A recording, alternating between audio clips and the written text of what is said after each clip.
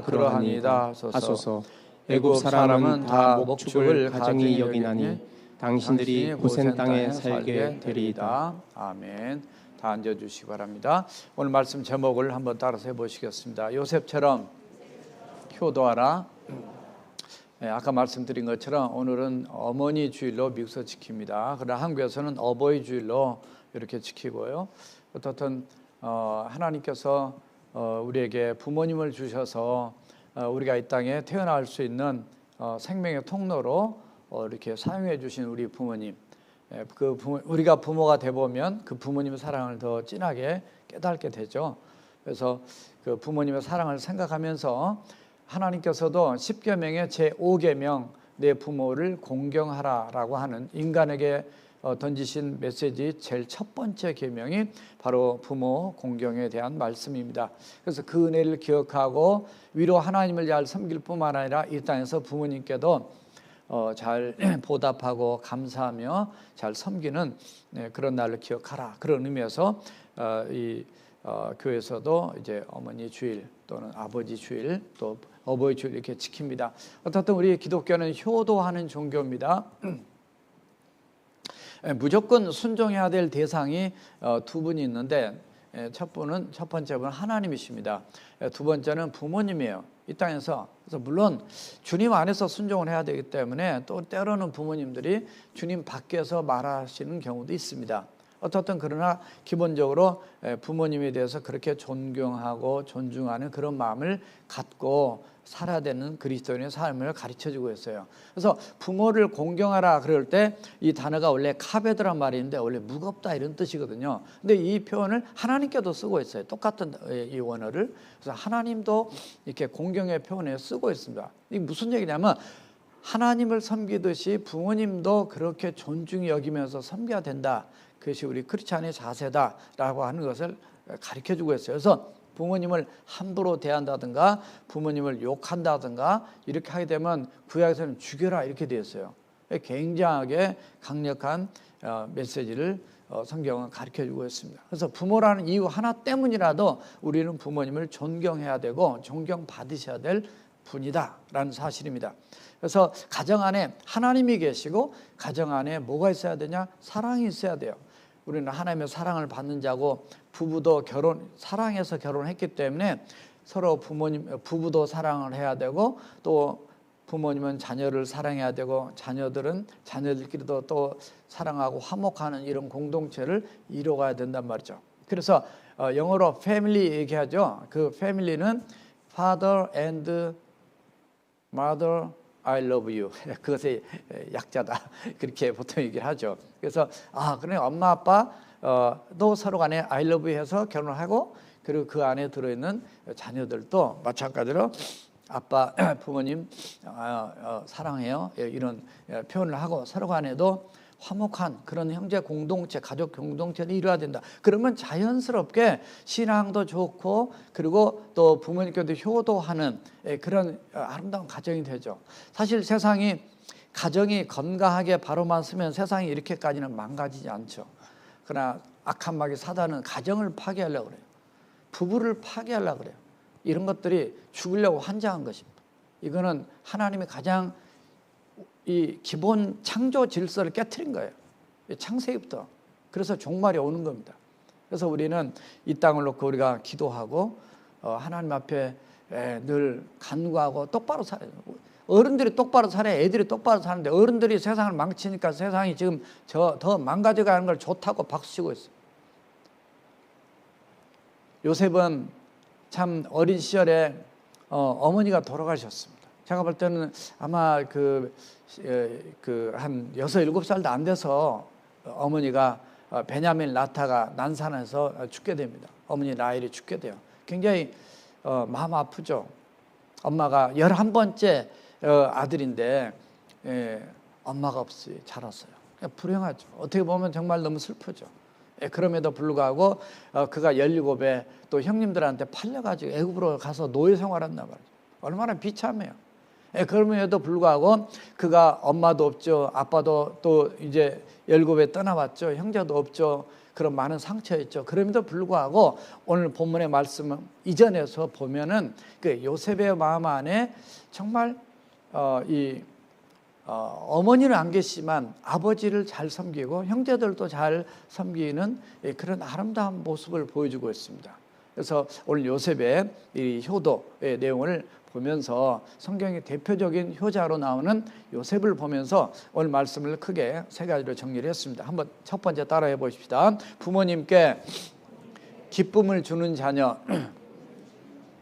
요셉은 지금 어머니는 안 계시지만은 친엄마는 안 계시지만은 어떻든 지금 우리가 그 어머니만이 아니라 부모님을 이렇게 잘 섬겨야 될 크리스찬으로서 기쁨을 드리는, 이게 아니라 드린 거 하나님께 하는 거고, 오늘 설교니까 어떻든 그런 표현을 썼습니다.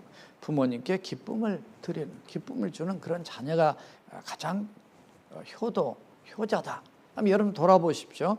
여러분 얼마나 부모님께 기쁨이 되는가. 물론 아마 여러분들은 다 기쁨을 주는 자녀라고 생각을 저는 합니다. 오늘 28절과 29절에 이렇게 우리 함께 읽어보시겠습니다. 시작. 야곱이 유다를 요셉에게 미리 보내어 자기를 고센으로 인도하게 하고 다 고센 땅에 이르니 요셉이 그의 수레를 갖추고 고센도 올라가서 그의 아버지 이스라엘을 맞으며 그에게 보이고 그의 목을 어긋 맞춰 안고 얼마 동안 울매, 이렇게 되어 있어요. 사실 오늘 말씀은 중간에 이렇게 딱 잘라서 들어갔기 때문에 그런데 그 요셉의 형제들이 곡식을 사기 위해서 애굽에 1차 내려오고 2차 내려오고 3차 때 이제 다 가족이 내려오는 내용이 오늘 본문이거든요. 다 지금 내려오는데 특별히 고센이라는 땅에 머물도록 했어요. 지금 비가 오니까 이렇게 좀 잘 안 들릴 수도 있지만은 아무튼 그 고센 땅이 어디냐면 그 나일강의 하루 쪽에 삼각주 그 근처에 비옥한 곳입니다.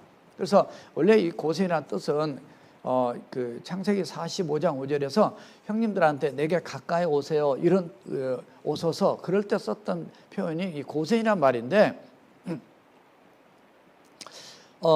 그 땅을 하나님이 그들이 머물 수 있도록 이렇게 구별하신 축복의 땅입니다. 예배 놓은 땅이에요. 그러니까 요셉이 생각했을 때 우리 부모님을 또 부모 형제들을 이렇게 모시는데 적합한 그 지역, 그리고 이거는 단지 현재 사는 것만의 문제가 아니라 앞으로 미래를 내다보면서 약속의 땅으로 돌아가야 될 것까지 내다보고 그쪽에다가 자리를 잡게 만드는 겁니다. 아주 그래서 미리미리 다 보고 준비를 다 해놓은 내용이에요. 그런 내용들을 오늘 본문에 볼 텐데요. 자, 오늘 이런 고센 땅에 머물게 만드는데 이제 아버지를 만나게 됩니다. 그러니까 아버지하고 헤어질 때가 17인데 지금 만나는 날짜, 이 시간을 계산하면 약 22년이 지난 다음에요. 그러니까 요셉이 적어도 39 정도 됐을 때 아버지를 만나게 됩니다. 아버지에게 있어서는 요셉이 죽은 줄 알았어요. 그런데 야곱이 이 아들이 지금 살아있단 말이죠. 기가 막힌 아주 그 충격적인 사건이죠. 사실 누가복음 15장에서 탕자가 집 나갔다가 돌아오기만 해도 아버지가 너무 바빠서, 아니 너무 기뻐서 그냥 맨발로 나가서 어긋하고 환영했던 그런 모습보다 훨씬 더 기쁜 상황입니다. 죽은 줄 알았는데 지금 살아온 거예요. 잃었던 아들을 찾았다라고 생각했던 그것과는 탕자가 돌아온 거하고는 수준이 훨씬 더 높은 상황이단 말이죠. 왜냐하면 그 형들이 죽었다고 거짓말 사기쳐가지고 부모 속이고, 이거는 근심을 갖다 준 거잖아요. 정말 말도 안 되는 모습이죠. 근데 어떻든 요셉이 살아서 22년 만에 이상 가족이 상봉하는 이 극적인 장면, 너무너무 기쁜 거죠. 그래서 이 표현이 뭐라고 하고 있냐면 30절을 보니까 이스라엘이 그러니까 이스라엘이 누구냐면 야곱이에요. 요셉에게 이르되 내가 지금까지 살아있고 내가 내 얼굴을 보았으니 지금 죽어도 족하다, 이 말이에요. 지금 죽어도 한이 없다, 이런 표현입니다. 아니 들어보니까 아니 그냥 죽었다가 살아있는 것만이 아니라 아니 애굽에 그냥 팔아가지고 갔는데 거기에 가서 지금 총리가 됐단 말이에요. 왕 다음으로 두 번째로 높은, 서열 두 번째로 높은 정치가가 되었다. 이건 놀라운, 이건 상상이 안 돼요. 이 성경의 역사, 하나님의 역사 아니면 불가능한 이런 일들이 있었다는 거죠. 정말로 이 야곱에게 있어서 요셉은 엄청난 충격적인 기쁨을 주는 그런 아들이 됐다는 것을 여기에 보여주고 있습니다. 그래서 첫 번째 제목을 부모님께 기쁨을 주는 자녀가 돼야 된다. 평안하게 하고 마음에 기쁨을 주는 이런 자녀가 돼야 된다는 것을 먼저 말씀드리고 싶습니다.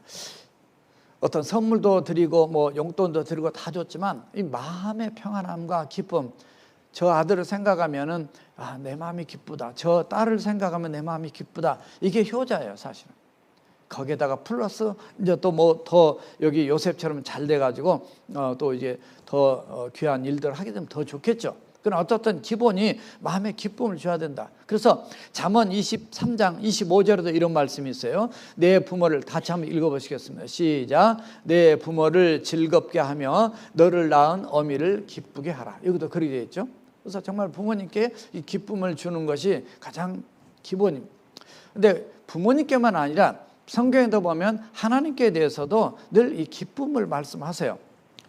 에베소서 5장 10절에 보면 주를 기쁘시게 할 것이 무엇인지 시험하여 보라.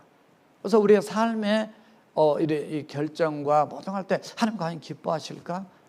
포커스를 두고 살아야 되는 걸 가르쳐주고 있어요.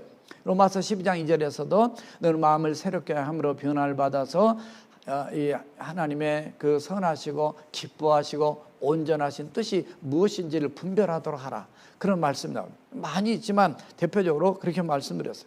어떻든 이 본문에 등장하는 요셉은 어렸을 때부터 기쁨을 주는 아들이었어요. 물론 자기가 가장 사랑했던 라헬의 아들이었기도 했습니다.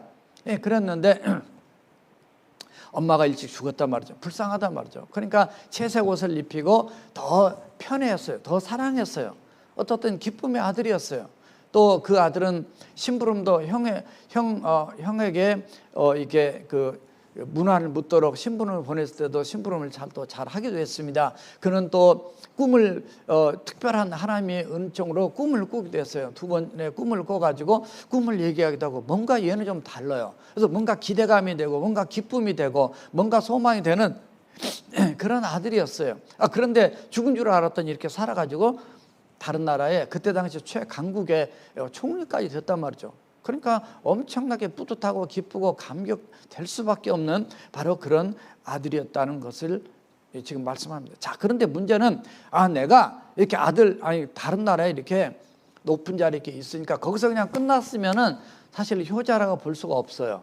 왜냐하면 요셉이 했던 것은 뭐냐면 이 아버지를 애굽 땅까지 모신 거예요. 제가 이렇게 보면서 한꺼번에 이 집안 전체를 한꺼번에 그냥 이민자로 이렇게 불러 모셔오는 그런 내용은 다른 건 뭐 포로를 끌려가고 이런 건 있지만은 성경에 여기밖에 없어요. 아마 역사에 이런 사건은 처음일 거예요. 그것도 나라에서 대환영을 해가지고 무슨 비자 인터뷰 해야 되고 이민자로 무슨 서류를 제출하 이런 거 아무 필요가 없어요. 그냥 좋은 비옥한 장소 곳에 그냥 모든 생활까지 보호받을 수 있도록 이런 사건은 성경에 이게 하나님의 하신 일밖에 없어요. 자, 그러니까 요셉이 뭘 잘했냐면 그 부모님을 이제 그 어머님은 돌아가셨지만 나머지 가족들을 다 불러 모셔서 가까이서 잘 모시고 했다는 거죠. 왜냐하면 오늘날도 우리가 이제 이민자로 살다 보니까 저나 여러분들이 늘 미안함이 있습니다. 저도 어머님 지금 87세로 혼자 살아 계시는데 제가 꽃을 보내드렸어요. 이렇게 했는데 이렇게 기뻐하시고 좋아하시더라고요. 근데 어떻든 마음으로라도 이렇게 그 표시를 또 조금이라도 해야 되게 싶어서 했는데 어떻든 부모가 되면 늘 자녀를 보고 싶어 한단 말이죠. 아들을, 딸을 보고 싶어 하고 손자, 손주도 보고 싶어 하고 여기 보면 그래요. 요셉이 지금 저 나라에서 지금 총리가 됐다는데 그냥 아버지 거기 사세요. 흉년 들고 고생하는데 미안합니다. 나는 이 나라에 사니까 그 끝나면 얼마나 보고 싶고 마음 아프겠어요. 그런데 그냥 모든 식구들까지 다 불러 들여가지고 가까이서 잘 모시고 섬기니까 이거 너무나 아주 효자 중에 효자죠. 와, 이런 효자는 정말 나머지 11 아들과 비교가 되지 않는 거예요.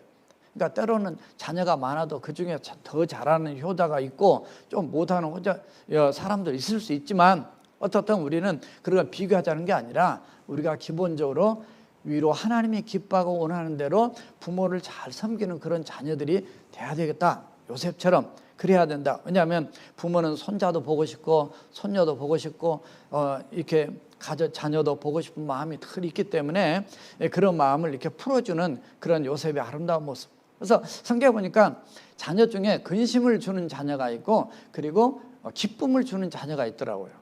그래서 오늘 본문에 등장하는 여기에 요셉 같은 경우가 바로 기쁨을 주는 자녀인데, 창세기 4장에서부터서 가인과 아벨이 나오는데, 가인은 자기 동생 아벨을 죽여버리는 얼마나 부모에게 상처와 아픔을 줬습니까? 형제지간에. 이거 말이 안 되죠.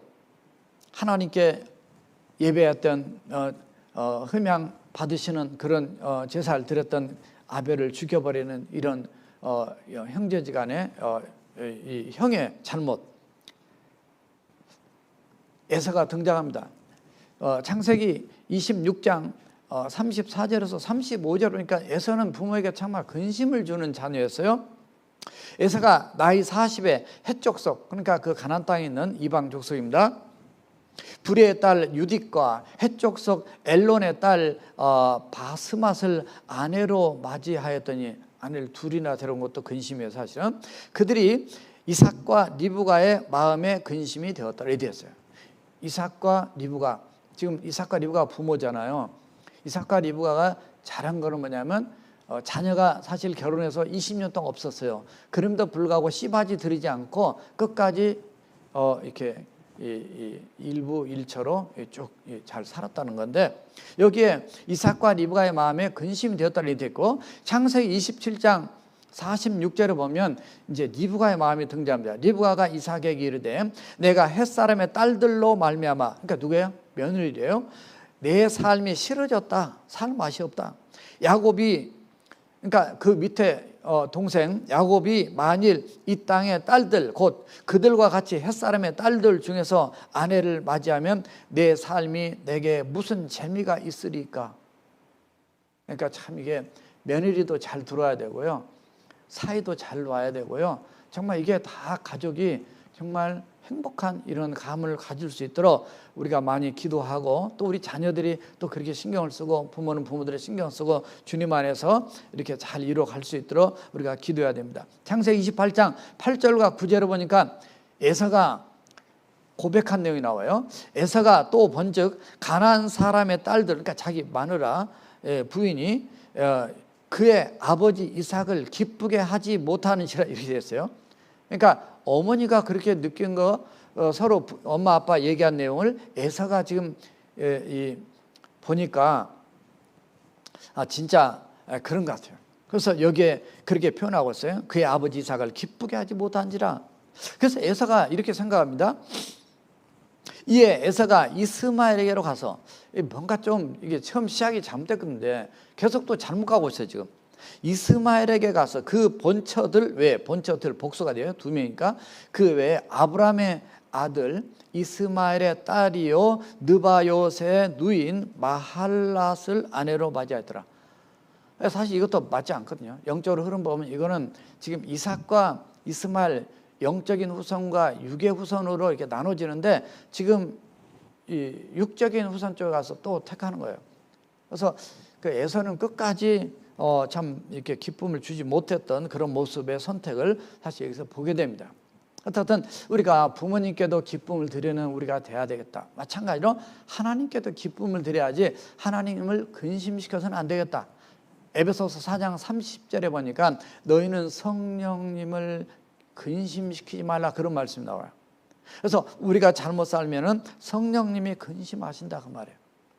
제가 사실 옛날에 스크랩 해놓은 거에 있어서 조금 이게 좀 우리하고는 좀 덜 맞을 수 있지만, 그래도 이렇게 가나안 농군학교 그 교장 선생님이 옛날에 저희 아버지도 한번 목회할 때 다녀오셨는데, 김용기 장로님이라는 분이 아주 귀한 일을 했었어요. 근데 그 뒤에 이제 김평일 장로님이라는 분이 그 효도 10계명이라는 거를 이렇게 얘기를 하셨어요. 그래서 이제 거기에 있어서 제가 씁니다.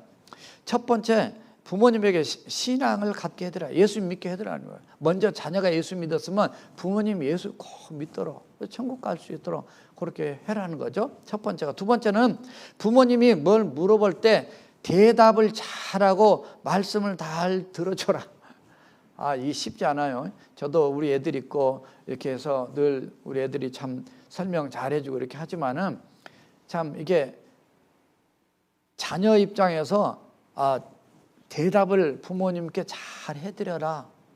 말씀을 잘 들어드려야 이게 중요합니다. 근데 맨날 똑같은 거 물어보고 또 물어보고 그러면 짜증난단 말이죠.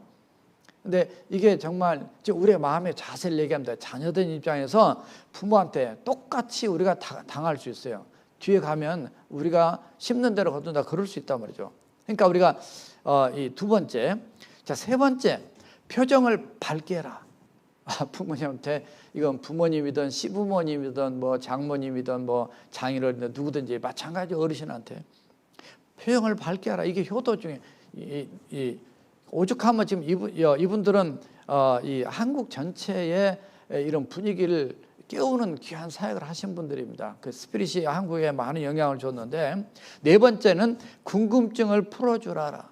그러니까 뭘 물어보면 그것에서 자세히 잘 설명해 드려라. 이게 효도라는 거예요. 그냥 선물만 하고 용돈만 드리고 뭐 이것만 아니라 이 관계 안에서, 삶 안에서, 물론 우리는 같이 안 살죠, 지금 대부분이. 그러나 우리가 멀리 떨어져 있어도요. 다섯 번째, 용돈을 넉넉히 드려라. 향토적인 음식을 해드려라. 우리 좀 못하지만 외모를 아름답게 꾸며 드리도록 해라. 자기는 꾸미는데 부모는 이렇게 두면 안 된다는 거죠. 여덟 번째, 일거리를 찾아드리라. 아홉 번째, 친구를 자주 만나게 해드려라. 열 번째는 등을 긁어드리고 손톱 발톱을 깎아드려라. 아마 같이 사는 케이스 때문에 이래 한 것 같아요. 제가 왜 이거를 그냥 얘기하냐면, 정말 우리가 떨어져 사서 이민자에 살지만은 그래도 그 부모님을 자상하게 자세하게 잘 섬기는 그런 우리의 그 마음이 있어야 되겠구나 하는 것을 강조하기 위해서 말씀드렸습니다. 자, 두 번째 따라합시다. 부모와 형제들을 섬기는 자녀. 자, 요셉처럼 기쁨을 드린 자녀였고, 두 번째는 부모와 형제들을 섬기는 자녀가 되었단 말이죠. 오늘 31절에서 34절 길지만 같이 한번 읽겠습니다. 시작. 요셉이 그의 형들과 아버지의 가족에게 이르되 내가 올라가서 바로에게 아뢰어 이르기를 가나안 땅에 있던 내 형들과 내 아버지의 가족이 내게로 왔는데 그들은 목자들이라 목축하는 사람들이므로 그들의 양과 소와 모든 소유를 이끌고 왔나이다 하리니 바로가 당신들을 불러서 너희의 직업이 무엇이냐 묻거든 당신들은 이르기를 주의 종들은 어렸을 때부터 지금까지 목축하던 자들이었는데 우리와 우리의 선조가 다 그러하나이다 하소서. 애굽 사람은 다 목축을 가증히 여기나니 당신들이 고센 땅에 살게 되리이다. 사실 긴 말씀인데 요약하면 무슨 얘기냐면 요셉이 미리 알고 고센 땅에서 아까 서두에 말씀한 것처럼 사실 수 있도록 이렇게 하는데 그거를 지혜롭게 지금 미리 가르쳐주고 이렇게 대답하라 이렇게 말하고 있는 겁니다. 이거는 그 사실이니까 목축업이 사실이기도 하고 그런데 왜 그러면 애굽의 사람들이 이 목축업 하는 사람을 가증히 싫어했냐? 애굽에서는 우리가 그 출애굽기를 이렇게 10가지 재앙을 여러분 보셨지만 거기에 등장하는 10가지 재앙의 모든 것들이 다 신입니다. 애굽의 신. 그러니까 모든 짐승들이 다 신이에요, 그냥.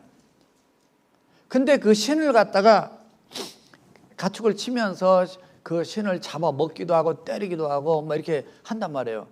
그러니까는 아니 어떻게 우리 신을 저렇게 대할 수가 있냐 이것 때문에 더 가증히 여기고 싫어했단 말이죠. 그러니까 그렇게 얘기하면 우리 조상 때부터 목축업을 하고 아브라함 때부터 목축업했죠. 그러니까 딴 데 못 살게 하고 내가 고센 땅에 살 수 있도록 할 테니까 그렇게 알아라. 그래서 이렇게 다 해서 정말 거기에서 430년 동안 이제 살게 되는 이런 일이 있게 됩니다. 어떻든 이게 뭐냐면 부모님을 잘 섬기고 형제들을 잘 섬기는 그런 배려를 하기 위해서 지혜롭게 지금 이렇게 다 하는 거예요. 그래서 요셉은 부모님께 기쁨만 드리는 효자가 아니라 이 형제들도 잘 이렇게 할 수 있도록. 그래서 창세기 45장 11절에서 흉년이 아직 5해나 있으니 거기서 아버지를 봉양하겠다. 그래서 이 아버지만이 아니라 사실 형제들까지 다 불러 애굽으로 오시도록 해가지고 거기에서 아버지 돌아가실 때까지, 아버지가 거기 와서 바로를 만나는데 그때가 나이가 130이고 돌아가실 때가 147세예요. 그러니까 마지막 노후에 17년 동안 요셉이 잘 이렇게 모시게 됩니다. 그러니까 요셉의 야곱의 말년은 요셉 때문에 정말 평탄하게 이렇게 살아가는 모습을 발견할 수 있어요. 자, 형제들 간의 그 화목이 과연 우리가 잘 아는 내용들입니다. 그러나 정말 요셉이 잘했던 것 중에 한 가지가, 부모에게는 우리가 잘할 수 있어요. 그러나 형제들이 내게 상처를 깊게 주었다, 나를 팔아먹었다. 여러분 입장 바꾸는 생각해보세요. 여러분 여자분들 여자를 팔아먹었다, 남자를 팔아먹었다, 용서가 돼요? 그게 절대 용서가 안 되죠. 그 불가능한 얘기입니다. 그는 정말 어떻게 딴 사람이 그렇다 쳐도 용서가 안 되는데 형제지간이 나를 팔아먹었다, 용서가 안 되는 거죠. 이건 하나님의 특별한 역사 아니면 용서가 안 됩니다. 그래서 이 용서는 정말 하나님의 특별 은총으로 이루어지는데, 요셉은 바로 그 은혜를 경험한 그런 자, 인신매매 당해가지고 이렇게 갔는데, 그래서 우리 요셉 얘기 잘하니까 다 줄이고, 아버지가 이제 소천을 하신 다음에 요셉의 형들이 근심해서 요셉을 팔았던 죄가 생각나가지고 자기들이 혹시 화를 입을까 봐서 와가지고 얘기를 하잖아요. 아버지가 용서해 주라 그랬다고. 그래서 요셉이 창세기 50장 21절에 이런 말씀하죠. 당신들은 두려워하지 마소서, 내가 당신들과 당신들의 자녀를 기르리이다 하고 그들을 간곡한 말로 이루하더라. 야, 요셉 같은 마음만 있으면요, 어떻게 세상이 이렇게 막 살인이 일어나고 막 그냥 강도가 되겠어요. 그래서 정말 우리 하나님을, 구약시대니까 하나님을 잘 믿는, 오늘날 얘기하면 예수님을 잘 믿는, 자, 이런 세상이 되면 얼마나 가정도 행복하고 또 얼마나 이 땅이 더 아름다운 세계로 바뀔 수 있을까. 이게 안타까운 우리의 기도 제목들이죠. 그래서 잠언 17장 1절에 보면 마른 떡 한 조각만 있고 화목하는 것이 제육이라는 건 고기를 얘기해요. 고기 덩어리가 몽땅 집에 가득하고 다투는 것보다 낫다.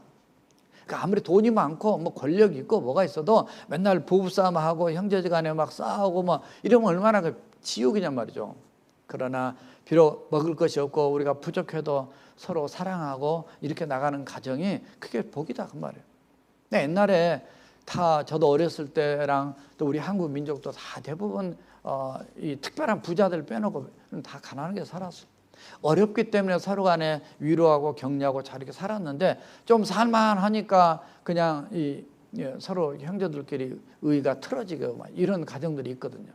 어떻든 우리는 세상 가정하고 틀려요. 우리에게는 하나님이 있어요. 우리 예수 믿는 가정이에요. 그래서 예수 믿지 않는 가정이라 할지라도 어떻든 주님 안에서 늘 기도하고 먼저 우리가 사랑하고 주 안에서 그들도 예수님에 돌아오도록 만들기 위해서 어떻든 주님 안에서의 화목을 우리가 유지해 나가는 우리가 돼야 되겠다. 잠언 또 15장 17절에 보니까 이런 표현이 나옵니다. 채소를 먹으며 서로 사랑하는 것이 살찐 소를 먹으며 서로 미워하는 것보다 낫다. 뭐 그 말이죠. 아까 말씀이나. 그래서 정말 가정 안에 이 화목하는 것이, 그게 효도예요. 형제들과 맨날 싸우면 그 부모니까 불효하는 거잖아요. 부모가 맨날 싸우면 자녀들한테 덕이 안 되잖아요. 그럼 불행한 거예요. 그래서 정말로 우리가 이 모든 관계가, 하나님과 관계를 화목하게 해서 예수 모신 것처럼 부부나 그다음에 자녀들이나 모든 주님 안에서 이 화목하는 이런 모습. 근데 이런 역할을 누가 했냐? 요셉이 했단 말이에요.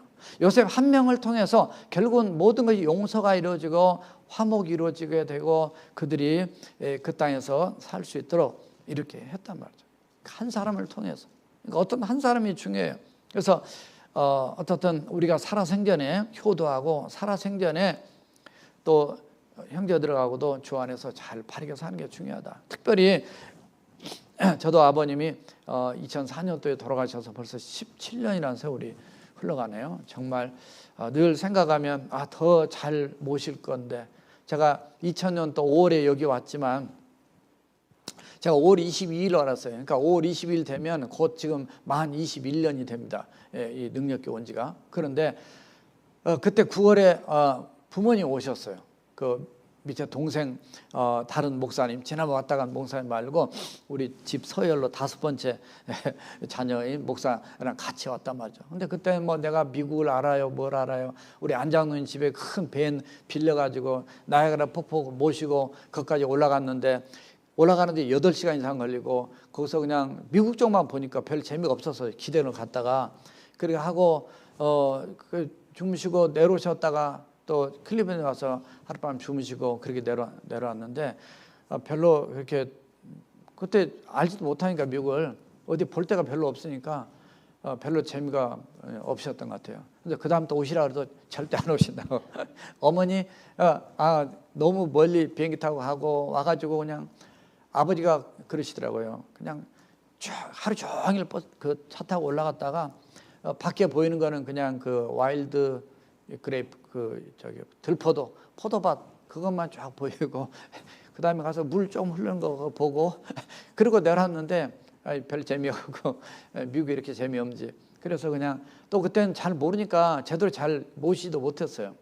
그래서 참 늘 미안함과 또 마음 아픔이 참 있죠. 그런데 어떻든 여러분들도 이 효도할 시간이 그렇게 많은 게 아닙니다. 노인들의 고충 3가지를 얘기할 때 첫째는 그 외로움이라는 거죠.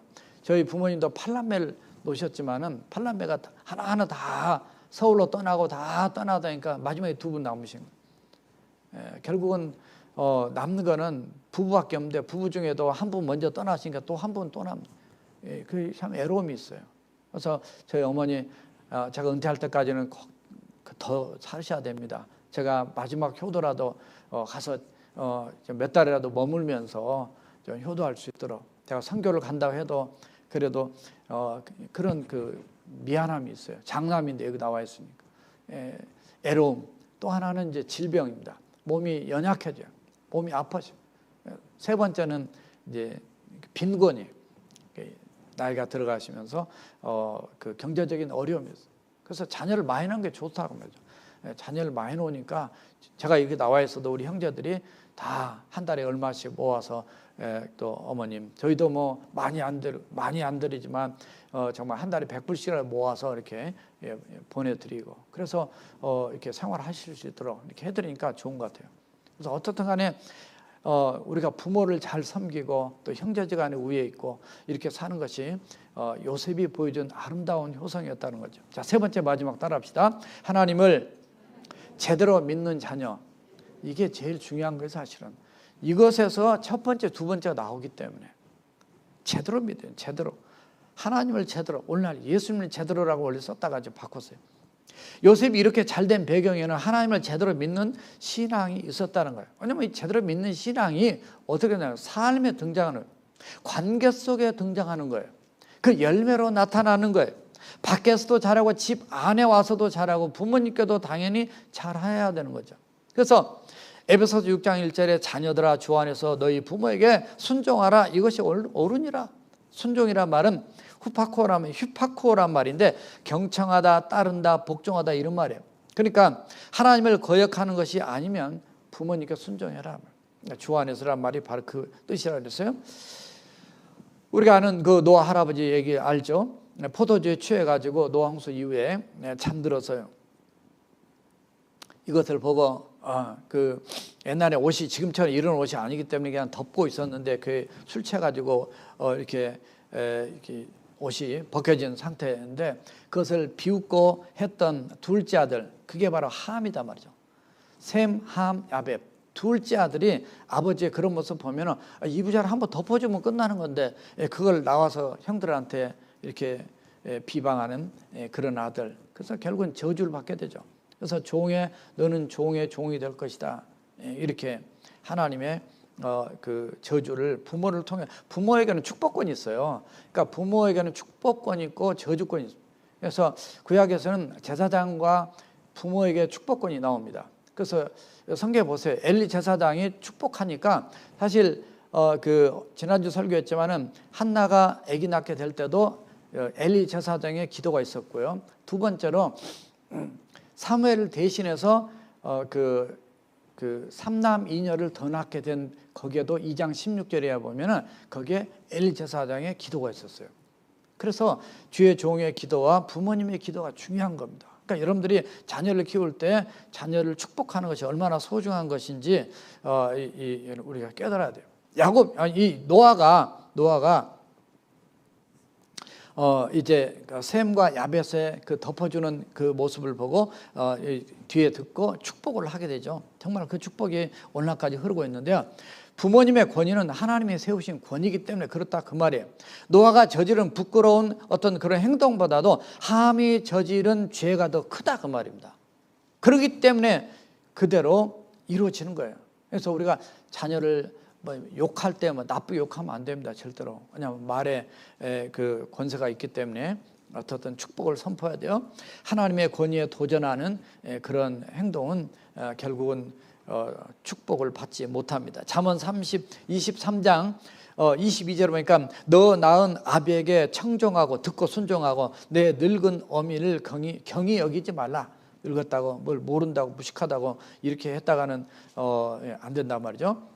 그 존 웨슬리에 대한 얘기를 지난번에 잠깐 말씀드렸는데 거기 자녀가 무려 19명이나 됐어요. 그 수산나 그 유명한 얘기가 있는데 이런 표현을 썼어요. 그분이 2살 때부터 부모에게 순종하는 법을 가르쳐야지. 그러니까 너무 어릴 때 잘 모르니까 2살 때부터 부모에게 순종하는 법을 가르쳐야지 제 고집대로 내버려두면 자라서 하나님께도 순종하지 않게 된다. 맞는 것 같아요. 그래서 어렸을 때부터 하나님을 잘 섬기고 큐티도 하게 만들고요.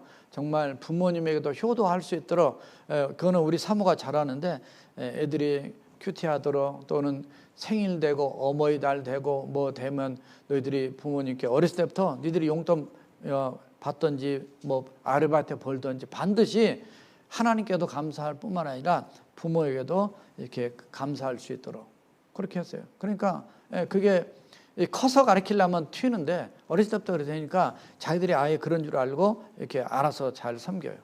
왜냐하면 그게 복 받는 길이니까. 그걸 가르쳐야죠. 예수님도 12살 때 누가복음 2장 51절을 보면 예수님께서 함께 내려가서 나사렛에 이르러 순종하여 받드시더라. 예수님도 부모님께 순종하고 잘 섬긴 그런 모습을 기록하고 있어요. 순종은 효도의 첫걸음이다. 예수님도 하나님께 절대 순종하셨습니다. 십자가에 죽기까지 순종하셨어요. 예수님은 한 번도 노하지 않으시고 십자가에 죽기까지 예스하셨어요. 그 뭐냐면 예수님도 하나님의 명령이라면 바로 제대로 하나님을 믿으신 모습을 보여준 겁니다. 그러니까 예수님도 그러셨는데 예수 믿는 우리 자녀들이 예수 믿는 우리 하나님의 사람들은 당연히 그래야 된다 그 말이에요. 그래서 요셉이 아버지의 임종시에 유언이 있습니다. 내가 죽거든 가나안 땅 막벨라 굴 누가 죽었냐? 거기에 아브라함과 사라, 이삭과 리브가가 들어갔는데 거기에 야곱이 나 죽으면 거기다가 장사 지내달라고 그렇게 부탁을 했습니다. 그랬더니 정말 요셉이 아버지의 말씀대로 그대로 순종한 내용이 등장합니다. 정말 애굽에서 수많은 사람이 올라가서 그걸 다 치르고 내려오는 그 일들을 성경에 볼 수 있는데 어떻든 이런 모든 바탕에는 어디에 있냐면 중요한 것은 순종에 따라서 해보세요. 모든 순종의 바탕은 하나님이다. 그러니까 우리가 효도를 우리가 부모이기 때문에 효도한 건 당연하긴 하죠. 그러나 그보다 더 한 단계 위에 높은 뜻이 있는데 그거는 하나님의 명령이기 때문에 부모님께 순종해야 된다 그 말이에요. 부모님께 해야 된다는 건 예수 안 믿는 사람도 잘해요. 근데 예수 믿는 사람 더 잘해야죠. 그 위에 하나님의 명령이니까. 바로 요셉에게는 바로 그에게는 하나님이 있었단 말이죠. 그의 인생 과거를 보면 하나님과 함께 하셨어요. 그럼 왜 함께 했어요? 그가 하나님을 믿었기 때문에. 그만큼 하나님을 존중했기 때문에. 그래서 그의 인생의 해석도 다 하나님이 하셨다라고 하는 그 하나님의 섭리를 형들한테 선포하죠. 나를 팔았다고 두려워하지 말고 하나님이 이렇게 먼저 나를 선발대로 보내줬다고 말 아니에요. 그래서 효도는 하나님이 명하신 계명 중 약속 있는 첫 계명. 아까 우리 성장님 기도하셨는데 이 축복을 약속하신 유일한 계명이 10계명 중에서 제5계명입니다. 출애굽기 20장 12절 내 부모를 공경하라 그리하면 내 하나님 여호와가 내게 준 땅에서 내 생명이 길러. 오래 살려면 부모님께 잘해라 그 말이에요. 에베소서 6장 1절과 3절에 자녀들아 주 안에서 너희 부모에게 순종하라. 이것이 옳으니라. 내 아버지와 어머니를 공경하라. 이것은 약속 있는 첫 계명이니 이로써 네가 잘되고 땅에서 장수하라. 땅에서 잘되려면 부모에게 잘하란 말이에요. 때로는 부모님이 우리를 예수 믿다고 핍박할 수도 있어도 그래도 잘해. 요셉의 효성은 바로 그와 그의 가문의 복이 되었습니다. 여러분들 한 명 때문에 여러분들의 가문이 빛나고 하나님께 영광이 돌리는 그런 놀라운 은혜와 역사 있기를 주님의 이름으로 부탁드립니다. 오늘 시간 함께 통성으로 기도하시겠습니다. 특별히 여러분들의 가정의 부모님을 위해서 이미 돌아가셨으면 여러분의 또 자녀들을 위해서 일가 친척들까지 다 예수 믿고 정말 요셉처럼 우리 자신들은 하나님께도 부모님께도 기쁨을 주는 자가 되고 또 부모님과 형제들에게도 이런 사랑으로 섬길 수 있는 그런 넉넉한 믿음과 능력 있는 자가 되고 또 하나님을 제대로 믿는 예수님을 제대로 믿는 우리 자신들과 우리 자녀가 될 수 있도록 우리 함께 통성으로 기도하시겠습니다. 살아계신 여호와 우리 하나님 아버지 우리 주여 주께서 오늘도 저희들을 사랑하시고 참으로 요셉의 얘기는 들을 때마다 우리 자신을 돌아보게 됩니다. 하나님 정말 하나님이 원하시고 기뻐하는 효자들이 다 되게 도와주시고 부모님께 기쁨을 드리듯 하나님께도 기쁨을 드리고 부모와 형제를 섬기고 사랑하는 하나님 진정한 아버지며 하나님이 기뻐하고 인정하시는 그런 효자들이 되게 도와주시길 원합니다. 정말 이러기 위해서 살아계신 여호와 하나님 우리 주님을 제대로 바로 믿는 하나님의 거룩하신 주의 아들과 딸들이 다 될 수 있도록 주여 도와주시고 하나님 축복하여 주시옵소서. 우리의 모든 가정들 우리 온 성도의 가정들 다 주께서 축복하시고 하나님 역사할 줄 믿습니다. 주여 도와주시면 하나님 인도하여 주시옵소서. 살아계신 여호와 우리 하나님 앞에 우리 모든 성도의 가정을 주 앞에 올려드리며 살아계신 예수님의 이름으로 간절히 기도하옵나이다. 아멘. 다 일어서서 오늘 어머니 주일을 생각하면서 579장 찬송 부르시겠습니다.